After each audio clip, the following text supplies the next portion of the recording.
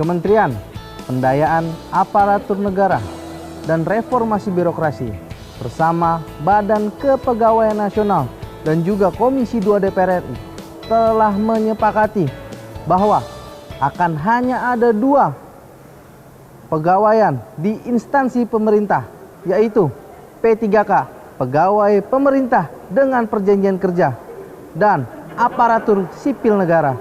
Jadi, tidak ada lagi tenaga honorer di instansi pemerintahan manapun. Namun faktanya masih ada 400.000 lebih tenaga honorer yang belum diangkat menjadi P3K.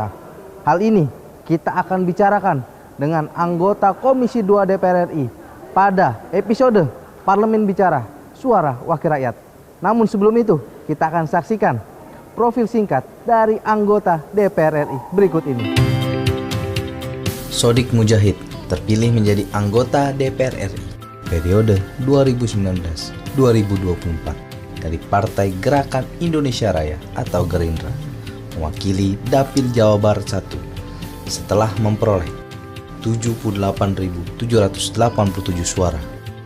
Berasal dari keluarga ulama dan pendidik, Sodik adalah aktivis pendidikan dan pembinaan masyarakat.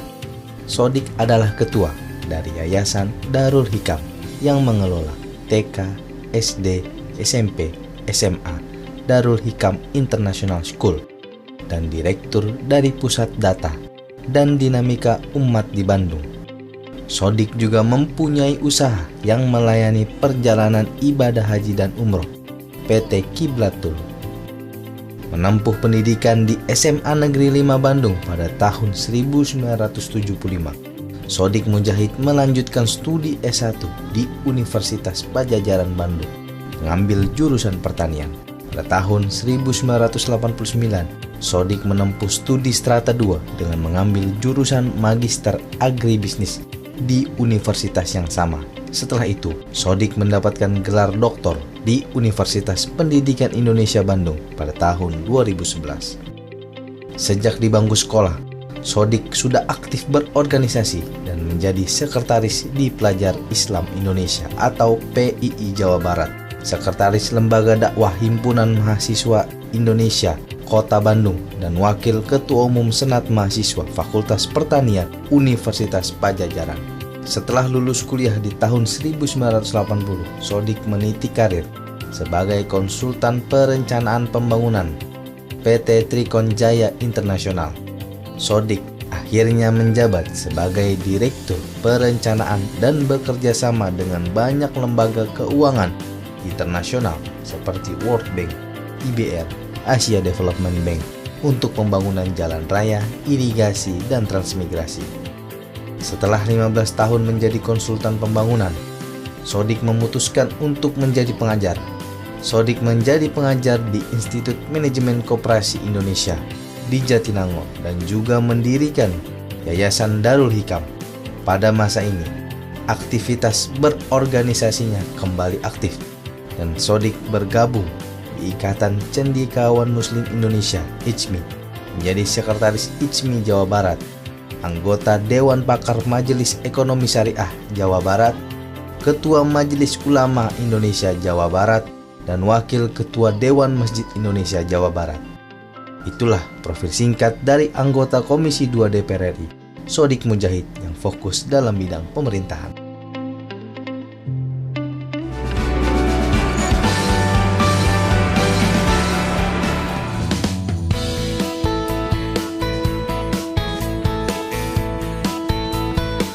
Ya pemirsa, masih bersama saya Hilman Hidayat di program Parlemen Bicara, Suara Wakil Rakyat.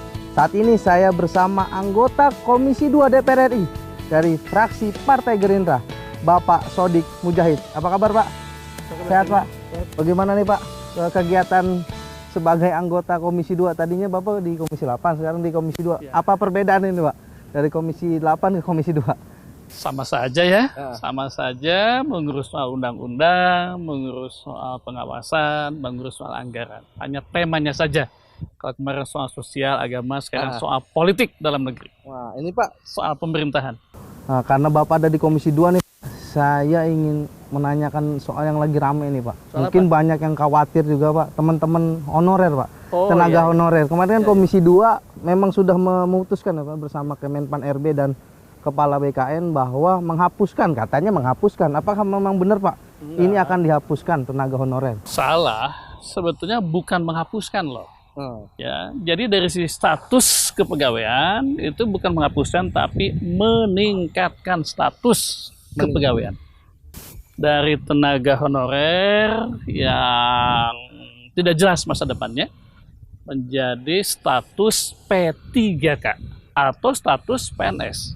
P3K adalah pegawai pemerintah atas dasar perjanjian kerja atau PNS.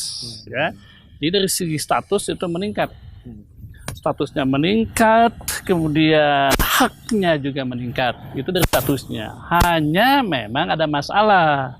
Apa masalahnya? Karena dulu masih berstatus honorer dan jumlahnya banyak gitu ya. Sehingga sisa-sisa honorer ini bisa jadi belum terakomodasi dalam waktu yang singkat dalam status yang baru ini, yakni status P3K atau PNS. Ini masih ada 400 ribuan nih Pak, yang belum diangkat, mungkin memang belum diangkat status ya kata Bapak menjadi P3K. Ini bagaimana sih? Jadi kita kalau melihat ke depan ya, melihat ke depan sekali lagi statusnya diangkat dari sekedar honorer menjadi pegawai pemerintah berdasarkan perjanjian kerja atau bisa PNS, jadi tidak ada honorer lagi. Tapi sekali lagi Hilman, ada masalah. Kenapa? Karena dulu statusnya honorer yang sering agak diiming-imingi akan jadi PNS dan dulu jumlah honorernya sangat banyak. Ini yang jadi masalahnya. Tapi DPR itu juga mendorong pemerintah untuk memberikan solusi kepada katakanlah mantan-mantan tenaga honorer ini. Ya, apa solusinya? Pertama dia harus diprioritaskan ketika dia memenuhi syarat untuk jadi PNS atau jadi P3K. Harus dapat prioritas, ya. Nah, jika dia tidak bisa masuk PNS, maka dia masuk P3K. Bukan honor lagi loh, P3K. P3 itu saya ulang, pegawai pemerintah atas dasar perjanjian kerja. Beda dengan honorer, enggak? Beda dengan honorer P3K, ya. Satu prioritas masuk PNS, jika tidak masuk karena misalnya usia, dia masuk P3K. Yang sekali lagi itu beda dengan honorer statusnya. Jika tidak masuk, ya, maka ada dua. Satu adalah masuk dalam posisi tenaga kerja outsourcing. Ya, baik outsourcing oleh lembaga non pemerintah atau outsourcing oleh instansi pemerintah, masih boleh gitu. Tapi itu dalam masa transisi ada 5 tahun. Tapi keuntungannya apa sih Pak sebenarnya Pak kalau misalnya berubah dari tenaga honorer ke P3K? Honorer bukan pegawai pemerintah. Kalau P3K pegawai pemerintah berdasarkan perjanjian kerja. Ya, jadi ada jaminannya, ada statusnya, ada jumlah atau besaran gajinya, ya nggak? Itu keuntungannya. Kalau honorer, sebetulnya honorer itu tidak jelas. Bisa kapan saya berhenti? Kalau P3K, dengan asumsi dia memenuhi syarat ya, itu dijamin bahwa dia bisa diperpanjang terus. Bisa sampai usia pensiun. Berarti kesejahteraan sama gajinya naik Pak? Oh iya, sekali lagi statusnya naik, bukan honorer tapi pegawai pemerintah, kesejahteraannya naik, kepastiannya lebih terjamin, dan masa kerjanya juga itu bisa sampai kepada usia pensiun seperti PNS. Tapi 8 tahun. Tapi urgensinya apa sih Pak? Ini Pak merubah status ya Pak dari tenaga honorer ke P3K atau ASN atau PNS. Karena kan memang di daerah itu masih banyak Pak. Ya. Kalau misalnya itu dihilangkan, tenaga-tenaga yang dikerjakan malah tidak ada. Nah, sekali lagi ya, harus kita pisahkan dengan baik nih soal penataan status, penataan kelembagaan, dan masalah yang timbul akibat tanda petik lah masa lalu. Akibat masa lalu ada 2 hal, Hilman. Satu, masa lalu status honorer yang seperti diiming-imingi otomatis di PNS. Padahal tidak ada loh. Ya. Masa lalu yang kedua adalah ketika jumlahnya yang diangkat honorer terlalu banyak. Ya, jadi sekali lagi perjuangan kita memperjuangkan yang dulunya honorer itu, sekali lagi, bukan hanya kita memperhatikan nasib mereka, tapi juga memperhatikan nasib, contoh nih, pendidikan, di mana anak-anak bisa kehilangan guru-gurunya. Itulah sebabnya DPR mendorong pemerintah untuk segera mengatasinya. Satu, memperhatikan nasib mereka. Yang kedua, memperhatikan nasib kinerja pemerintah. Dalam ini saya memberikan contoh ada soal pendidikan dan pengajaran. Tapi dalam nyatanya, faktanya Pak, bahwa di daerah-daerah ini masih banyak Pak yang merekrut tenaga honorer nih Pak. Untuk seperti di kantor-kantor kelurahan, kecamatan, dan lain-lain desa. Pemerintah setempat belum membaca dengan seksama. Belum baca dengan seksama peraturan dari Kementerian PAN dan PRB dan dari BKN. Sekali lagi, sekarang hanya ada dua, satu PNS, yang kedua P3K. Nah, kalau misalnya mau mengangkat, jangan namanya honorer lagi, tapi outsourcing. Namanya outsourcing. Outsourcing untuk apa? Untuk tenaga keamanan, untuk tenaga administrasi, untuk cleaning service, dan sekarang ditambah outsourcing tenaga kependidikan yang untuk mengakomodasi mantan-mantan tenaga honorer itu. Itu hanya dalam masa transisi. Ke depan tenaga honorer ditingkatkan menjadi P3K atau PNS. Itu statusnya. Dan sekali lagi, memang ada masalah akibat masa lalu. Jumlahnya terlalu banyak dan status honorer yang sering diiming-imingi akan naik menjadi PNS. Pak Sodik, kita ngobrol di sambil duduk ya Pak Sodik. Oh iya, bangga. Ya pemirsa, kita akan kembali lagi dalam program Parlemen Bicara, Suara Wakil Rakyat.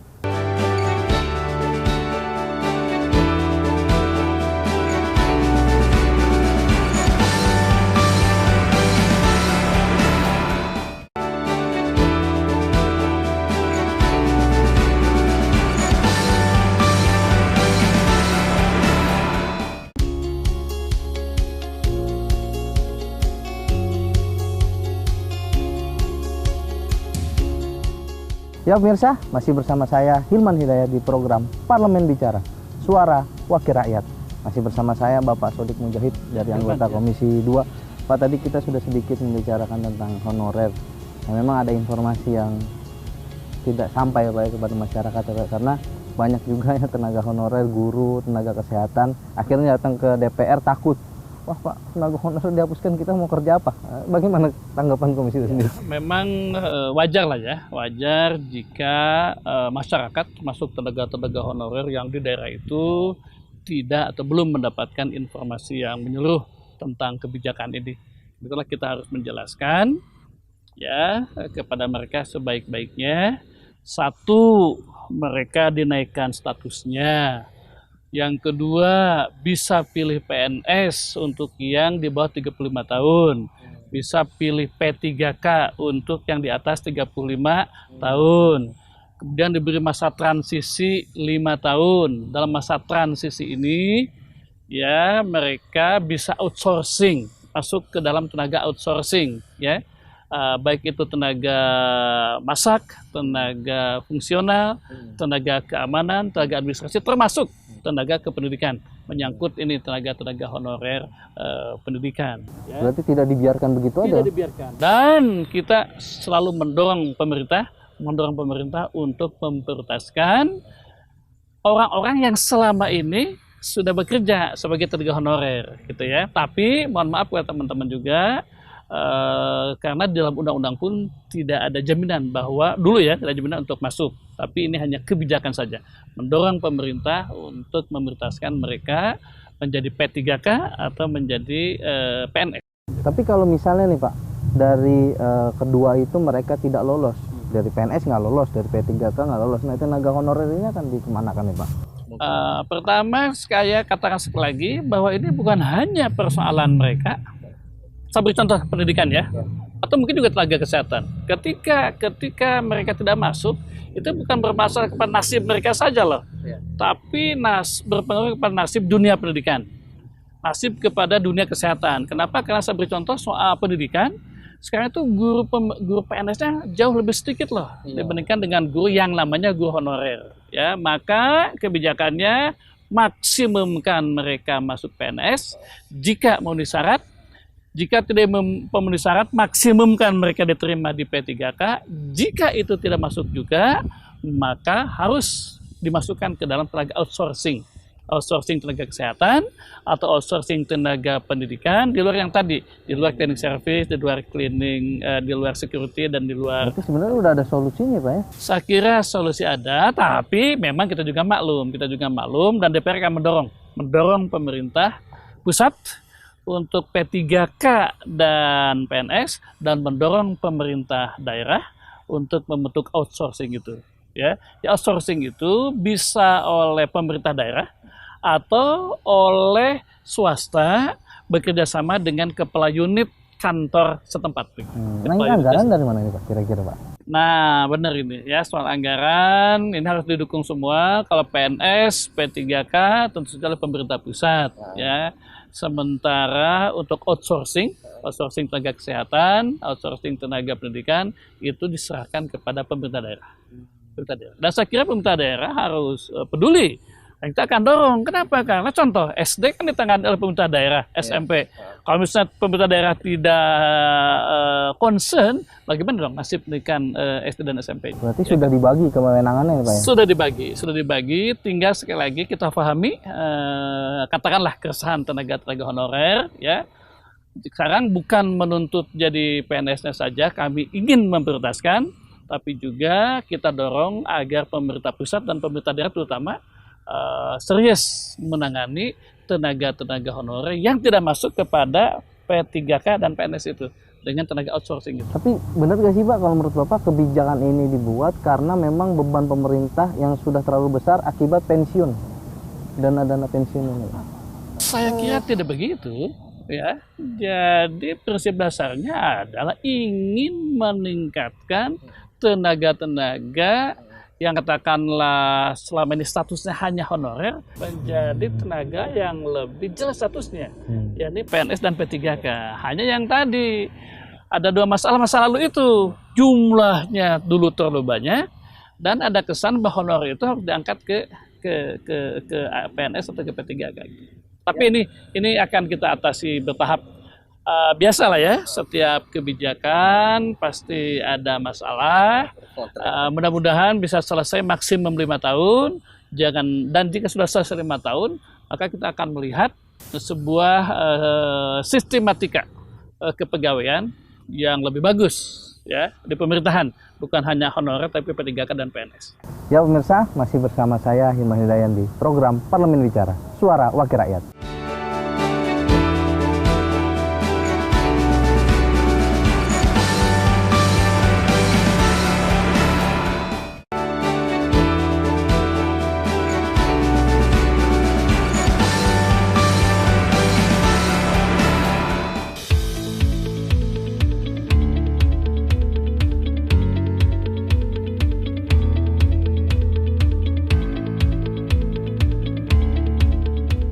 Ya pemirsa, masih bersama saya Hilman Hidayat di program Parlemen Bicara, Suara Wakil Rakyat. Pak, tadi kita udah semakin hangat membicarakan tentang kejelasan ya Pak, tenaga honorer nasibnya bagaimana.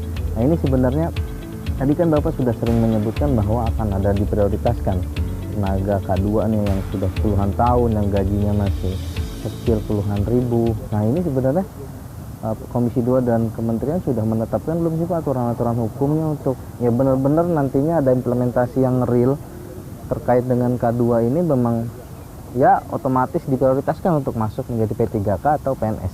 Ya, satu kesepakatan terakhir antara Komisi 2 dan DPR ya memperkuat undang-undang yang lama tentang ASN. Ya, ASN aparatur sipil negara hanya terdiri dari P3K dan PNS ya. Yang kemudian di sana mengatur tenaga hak dan kewajiban tenaga PNS dan mengatur juga hak dan kewajiban tenaga P3 di mana nanti mantan tenaga honorer itu akan masuk ke sana. Itu sudah diatur ya. Nah, kemudian kita akan mendorong menteri untuk membuat beberapa aturan. Satu adalah prioritas sebagai mantan tenaga honorer ya, K1 dan K2. Yang kedua, aturan dari menteri-menteri terkait untuk mendorong daerah-daerah agar mereka agar mereka sungguh-sungguh untuk mengakomodasi mantan-mantan tenaga honorer ini dalam konsep outsourcing, ya, outsourcing. Yang saya ulang tadi, outsourcing dalam atau undang-undang ada outsourcing administrasi, outsourcing tenaga security, outsourcing juru masak. Nah, sekarang ditambah outsourcing yang terkait, misalnya outsourcing tenaga pendidikan atau tenaga kesehatan. Ya, ini nanti akan diatur oleh peraturan pemerintah yang mengikat daerah-daerah untuk mengakomodasi mantan-mantan tenaga honorer yang tidak masuk ke P3K dan kepada PNS gitu ya. Dan mungkin juga kita akan dorong, kalau kemarin disepakati transisinya 5 tahun ya, kita akan lihat pertimbangannya. Kalau misalnya dalam 5 tahun ini belum terakomodasi juga mereka, dan sekali lagi, kita jangan hanya melihat nasib mereka. Saya beri contoh ya, tenaga guru, bukan hanya melihat nasib mantan tenaga guru honorer, tapi juga memperhatikan nasib ini nih, anak-anak didik yang bisa jadi dalam 5 tahun belum mendapatkan guru-guru pengganti ex guru honorer begitu ya. Bisa jadi belum selesai dalam 5 tahun. Maka itu masa transisinya diperpanjang. Atau sebaliknya, kita mendorong pemerintah agar proses pengangkatan P3K dan proses pengangkatan PNS diperbanyak sehingga 5 tahun itu bisa terpenuhi mengakomodasi mereka. Berarti memang payung hukumnya dulu Pak ya, ya, undang-undang yang ada diperkuat, ada peraturan pemerintah untuk mendorong semua bidang-bidang di daerah mengakomodasi yang tidak. Yang ketiga, peraturan-peraturan menteri-menteri tertentu. Yang saya ingat ya, Menteri Kesehatan, Menteri Pendidikan, dan lain-lain. Nah ini kalau yang di masa transisi ini menarik nih Pak. Kalau misalnya masih ada guru-guru yang belum sejahtera, gajinya kecil, terus gajinya juga kadang-kadang telat dibayarkan, ini bagaimana Pak? Oh ya, jadi dalam masa transisi ketika mereka belum bisa masuk PNS atau P3K, itu saya katakan tadi masuk outsourcing, tapi outsourcing pun sudah diumumkan itu minimum adalah sesuai dengan UMR daerah setempat. Pasti secara umum itu akan jauh lebih baik dibandingkan ketika mereka menerima gaji dalam status tenaga honorer. Belum juga dengan tenaga honorer kan kita mendapat informasi katanya sering telat ya kan. Nah nanti juga ini akan diatur oleh peraturan menteri agar lebih pasti ya, termasuk pencegah keterlambatan itu. Nah ini kalau menurut Bapak apa langkah yang terdekat nih Pak yang harus dilakukan pemerintah dan apa upaya yang akan dilakukan oleh DPR untuk menangani masalah ini Pak? Kalau regulasi sudah kita dorong ya, kita sekarang dorong aksinya CPNS, seleksi CPNS dan seleksi CP3K terus dilakukan. Kalau perlu, jika ada undang-undangnya tidak tiap tahun bisa dipercepat ya, kita dorong. Jadi regulasi kita perkuat, juga aksinya diperkuat, aksi seleksi P3K dan PNS bagi mantan tenaga honorer. Kemudian aksi berikutnya adalah mendorong pemerintah daerah segera membuat tim outsourcing mantan tenaga honorer yang tadi. Tim ya Pak ya, Pak, terakhir Pak, closing statement dan harapan Bapak terkait dengan kebijakan ini dan memang harapan Bapak juga untuk tenaga honorer K2 atau guru-guru yang memang di daerah masih ya terbilang belum maksimal diperhatikan. Ya. Kepada pemerintah kita himbau agar peraturan pemerintah kemudian peraturan menteri yang dibutuhkan yang disebutkan tadi segera dibuat ya kan. Dan pemerintah juga saya himbau agar proses seleksi P3K dan PNS dari semua lapisan itu diprioritaskan, mendapatkan prioritas mantan-mantan tenaga honorer.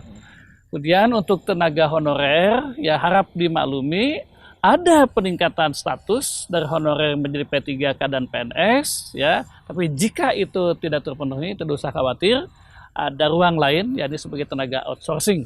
Ya, tinggal kita dorong bagaimana pemerintah daerah segera untuk membentuk tim untuk pengangkatan outsourcing itu. Ditambah juga adalah komitmen pemerintah daerah untuk menyediakan dananya Saya yakin pemerintah daerah harus. Kenapa? Karena pemerintah daerah seperti contoh jika tenaga kesehatannya tidak dikompensasi, jika guru-gurunya tidak dipenuhi seperti yang kemarin, maka akan mengganggu proses pendidikan di daerah-daerah tersebut. Berarti intinya masyarakat atau tenaga-tenaga honorer ini nggak perlu khawatir ya Pak terkait dengan kebijakan ini justru malah akan menguntungkan Pak. Ya, untuk ke depan ini sangat menguntungkan. Ada status yang tadi, tapi maklum masa transisi ada masalah, tapi DPR akan terus mengawasi dan mendorong pemerintah. Ya pemirsa, itulah pembicaraan saya dengan Bapak Sodik Mujahid, anggota Komisi 2 DPR RI tentang tenaga honorer. Jadi kita sudah bicarakan bahwa nantinya pemerintah dan DPR tetap berkomitmen memperhatikan seluruh tenaga honorer, apalagi tenaga honorer K2. Itu akan diprioritaskan, akan ada payung hukum. Jadi masyarakat tidak perlu khawatir. Ada solusi yang terbaik ketika tidak mendapatkan P3K atau PNS, itu akan tetap dipekerjakan menjadi outsourcing. Tentu saja pembicaraan saya dengan Bapak Sodik Mujahid. Terima kasih Pak. Ya Pak. Selamat bekerja. Ya, sampai jumpa di episode selanjutnya. Tetap di program Parlemen Bicara, Suara Wakil Rakyat.